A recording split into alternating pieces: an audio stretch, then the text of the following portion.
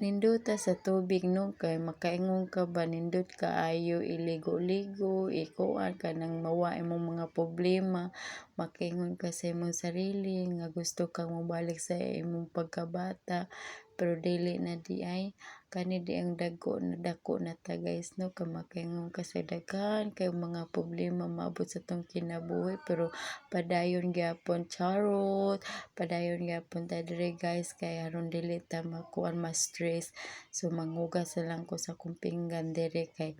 maharon mawa sa ako ang kuan ako na akong mga problema tungod sa akong mga kinabuhi pero ang God always there for me, di ba guys? Kung sampito na to ang God,